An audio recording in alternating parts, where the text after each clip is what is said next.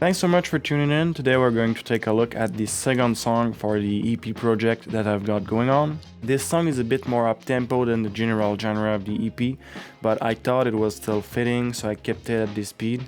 And yeah, let's just look at it right away. Alright, so I'm going to do a little bit like last week, and I'm going to open each different part and explain what I did. So let's start here with the percussions. I started with kick and snare as usual.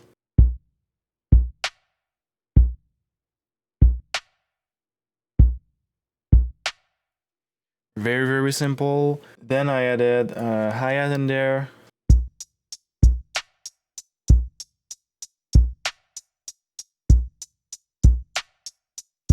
And later on I have an extra hi-hat track that is layering the main hi-hat.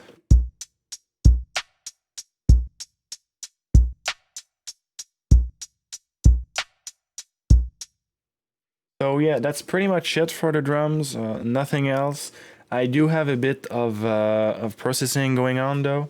If I look at this group track, I'm adding a bit of grit just to make sure, because the drums felt a bit clean, and going with the lo-fi style, it's usually pretty dirty and not translating like super perfectly, so I added some distortion to it. I'll show you with and without.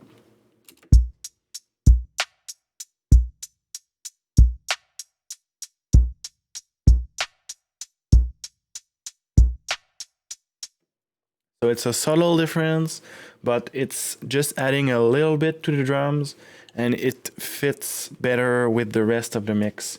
I do also have this called it clean kick. It's actually an auxiliary track of the kick, and because I'm adding distortion and grit, the low end of the kick was a bit mushy. It was getting eaten out just a little bit. So I'm using this kick track, and I cut all the highs, you can see it there, and I'm just blending it with the rest of the kit, just so that the low end of the kick is still present and it's still translating well. So that's pretty much it for the percussions, and next we can look at the rhythm. For the rhythm, I'm going to talk about this organ track first. So this organ track is actually a MIDI loop that I imported. I did modify it a bit. I talked about this last week, but it's kind of the same. If it's not a track and it's a MIDI loop, actually, it's the same thing. You have to do stuff to make it different from the original and make it unique. So I did change the tempo of the loop. I changed some notes. I think I changed the pitch. I did also remove some of the notes because there was a lot of high notes playing. I didn't need this much presence for the organ.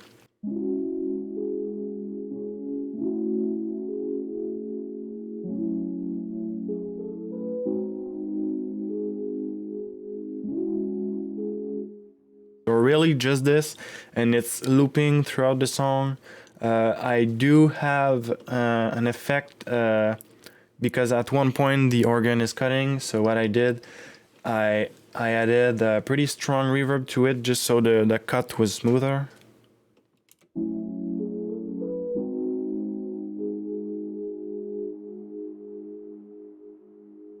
And now without.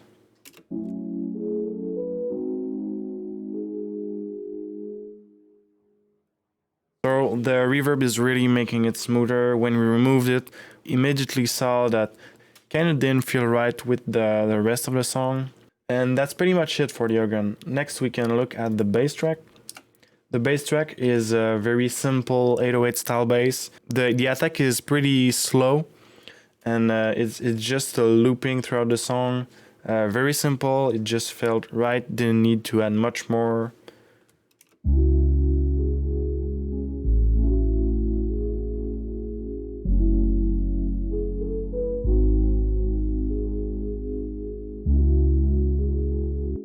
So really just this. Next we can look at those two guitars right here. They're not really layering, but at the same time they are layering the bass. They're really just making it wider. They're hard pan left and right, and they have some has delay. The has delay is actually pretty cool. If you don't know about it, do check it out.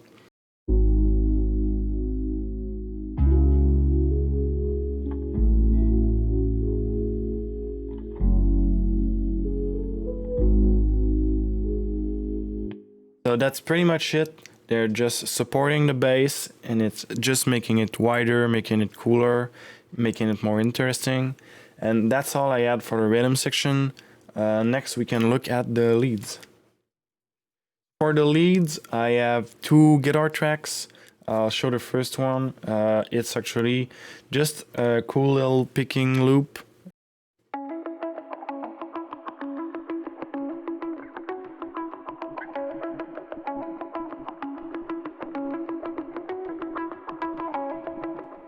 So that's pretty much it for this guitar. It's just looping at different parts of the song. Yeah, that's really all there is to it. We have some automation going on too, because here it's cutting.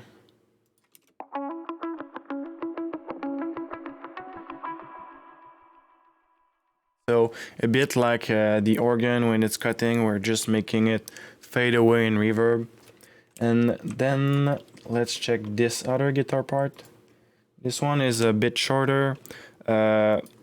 It's actually just some guitar chords playing and pretty much the same processing, clean tone, no phaser on this one, and some reverb, some delay, and that's pretty much it.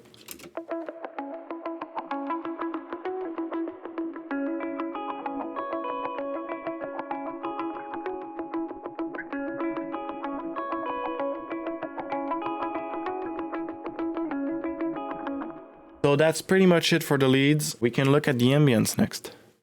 So for the ambience, I really don't have a whole lot going on, just some vinyl crackling and some rain sounds. I did filter them a bit and compress them quite a bit too, just to make them fit exactly where I wanted in the song. And let's just listen.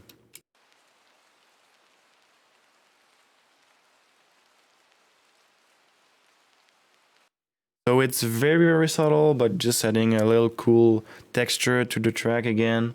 It's often used in the genre we're going for. Just felt right, so I went with it. Next, we can look at the highlights. So for the highlights, I have those 2 tracks here. So the first one is actually guitar notes that I just reversed, and I'm using them as risers.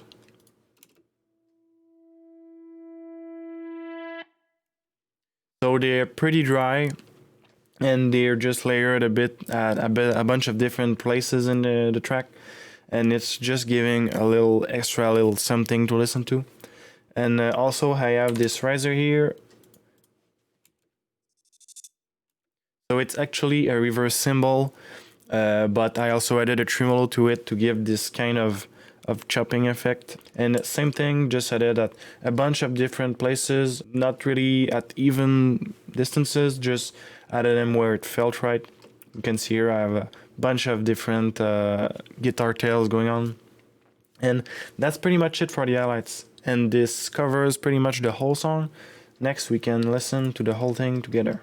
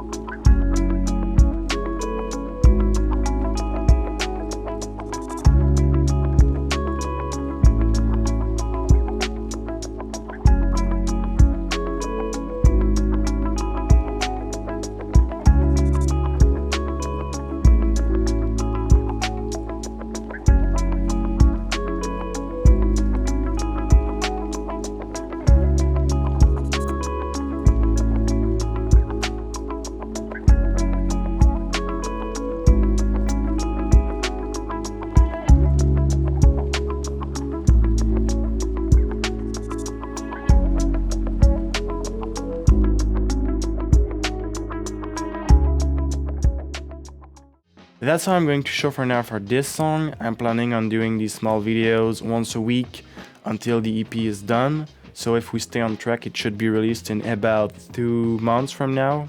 Alright, so I won't keep this video any longer. Thanks so much for staying around, and I'll see you next week for the next song.